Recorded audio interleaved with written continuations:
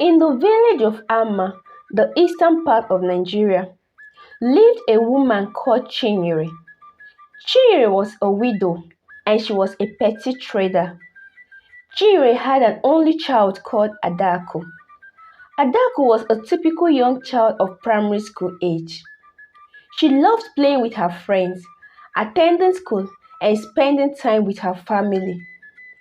Adaku's best friend was Nkiruka. Nkiruka had a very beautiful doll, which she treasured so much. Whenever Adaku wants to play with her doll, Nkiruka will always refuse, and this always made Adaku so sad. She wished she could have her own doll someday. On the week of her 10th birthday, her mother Chinyere asked her what she would love to have as her birthday gift. Adaku saw this as an opportunity to own a doll just like her friend Nkiruka.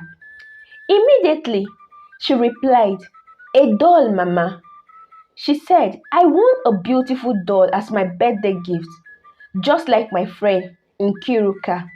And her mother said, "My daughter, your wish is granted." So on her 10th birthday, her mother Chinyere gave her the special gift she requested for, a beautiful doll. The doll had an intricate blue dress, glossy red hair, and eyes that seemed almost lifelike. Adaku loved her doll, and she named the doll Amara. Chinyere had bought the doll at a small dusty shop in a remote part of the village. The shopkeeper, an elderly man with a mysterious aura, had insisted that the doll was special. But Chinyere didn't think much of it. She just wanted to buy something unique for her daughter's birthday. But little did she know that Amara the doll carried a dark secret. That night, Adaku placed Amara on a shelf beside her bed. As she drifted off to sleep, she dreamt of the doll coming to life, whispering strange words into her ear. Adaku quickly woke up with a start, her heart pounding.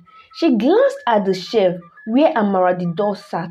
The doll's eyes seemed to be fixed on her, and a cold shiver ran down her spine. Adaku was so scared throughout the night.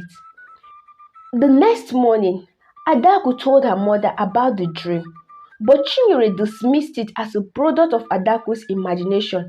However, she couldn't shake off the feeling of unease. She decided to keep a close eye on the doll. In the days that followed, strange things began to happen around the house. Objects would move on their own. Whispers could be heard at night. Adaku often felt as though she was being watched by the doll. Whenever Adaku mistakenly drops the doll on the hard floor, she felt sharp pain as though she was the one that fell instead of the doll. One evening, Chinyere found Amara the doll in the kitchen, even though she was so certain that the doll had been left in Adaku's room. As months passed, Adaku started to withdraw from her friends and family, spending more and more time alone with Amara the doll. She would talk to the doll for hours, sharing her thoughts and feelings. Adaku, who was once a happy and compassionate girl, suddenly became disobedient to her parents and elders. She stopped running errands for her mother. She was so rude to her teachers and her mother. She became so mean to her peers. In fact, everybody started fearing Adaku. A certain time, her mother scolded her for being rude to her. That night, Chinyere dreamt where she was being pursued by her daughter Adaku and Amara the doll. She woke up and was sweating profusely and so scared. All these events made Chinyere, Adaku's mother, grow increasingly worried, but she felt helpless to intervene. Desperate to understand what was happening, Chinyere sought the help of her friend Nneka, who was knowledgeable about local folklore and traditions. Nneka listened carefully as Chinyere recounted the event, her expression growing graver by the minute. Nneka told her that there were stories of cursed dolls used by malevolent spirits to torment the living. She then suggested that they visited a traditional healer or dibia who might be able to help them understand the nature of the doll and how to deal with it. So the next day, they set off to meet a dibia. The dibia, an elderly woman called Mama Uloka, welcomed Chinyere and Nneka into her humble home. She examined the door with a weary eye and chanted incantation in a language Chinyere didn't understand. After what seems like hours, Mamuloka finally spoke, and she said, "This door is possessed by a restless spirit," she explained. "It seeks to harm the one who owns it. The spirit must be appeased or banished, or it will continue to wreak havoc." Chinyere felt a chill run down her spine. She asked Mama Loka how they could rid themselves of the spirit. The Dibia then handed her a small bundle of herb and a bottle of oil. She instructed Chinyere to perform a cleansing ritual at midnight using the items that she had provided.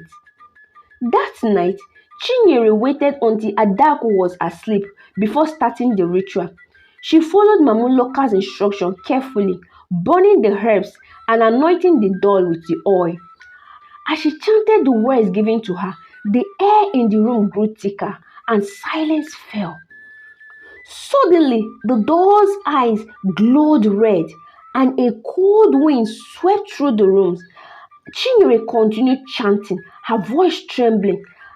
After what felt like an eternity, the glow faded and the room returned to normal. She slumped to the floor, exhausted, but she was relieved. For a few days, things seemed to improve. Adaku was happier and more like her old self again. The strange occurrences stopped, and Chire dared to hope that the worst was behind them. However, this peace was short-lived. One night, Adaku woke up screaming. Chinyere rushed to her room to find Amara the doll sitting on the bed, his eye glowing once more. The doll has returned, and his evil presence was stronger than ever before. Hello, before we continue with the story, please I want to plead with you. If you've not subscribed to this channel, please what are you waiting for? Please kindly hit the subscribe button now. Please help my little channel to grow. It's your own little way of supporting me and helping my channel to grow. Thank you as you subscribe. Let's go back to the story. Chinyere sat down on her daughter's bed, confused and scared, thinking of the best way to get rid of the doll. So the next morning, she took Amara and they went to the outskirts of the village, intending to bury it far away from home. As she dug the hole, the air grew colder and she felt a heavy weight pressing down on her. Just as she was about to drop the doll into the hole, a voice whispered to her, "You cannot escape me." But panicking, Chinyere threw the doll into the ground and hurriedly covered it with dirt. She prayed that this would be enough to end the nightmare. Despite her efforts, the doll reappeared in Adaku's room the next day. Chinyere was at her wit's end. She then realized that simply discarding the doll would not be enough. They needed to confront the spirit directly. Just as she was contemplating on the best way to handle the situation, the next morning, Adaku was struck by a strange illness.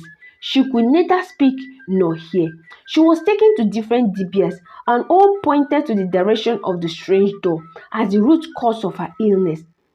Chinyere was directed to a very powerful dibia. So when they got to the strong dibia, the dibia performed a divination ritual to uncover the spirit's past. He revealed that the doll was once owned by a young girl called Ifunanya, who had died tragically many years ago. He said that her parents were so devastated by her death that they refused to let go of the doll. Each time they talked and communicated with the doll as though they were talking to their daughter. So her spirit became trapped in the doll, filled with anger and sorrow. The Dibia further revealed that to set her free, they needed to perform a ceremony to honor her memory and help her find peace. He said that to begin the journey of freedom, that they needed to locate the place where Ifunanya died. So immediately they started making research, and few days later, Ifunanya's place of death was found. Chinyere, Adauku, and the Dibia gathered at the place where Ifunanya had died. They performed the ceremony, offering prayers, songs, and gifts to the spirit.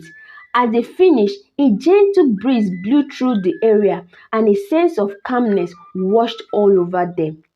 When they returned home, Amara was gone. The oppressive atmosphere has been lifted up, and Adako felt like herself again. Chinyere hugged her daughter tightly, grateful that the nightmare was finally over. That night, Amara had a dream. In it, a little girl about her age appeared, smiling and looking radiant. She thanked Adaku for helping set her spirit free and offered her blessing for the future. Ifunaya's spirit, now at peace, assured Adaku that she will always be with her, watching over her and her family. The next morning, Adaku woke up with a sense of profound peace and fulfillment. Weeks later, life gradually returned to normal for Adauku and her family. The haunted presence that has once shadowed their home was now a distant memory. Adauku began to thrive more, excelling in all that she did and rekindling her friendship with her friends. Adauku returned to her normal self, being the sweet, loving, and compassionate girl that everyone knew her to be.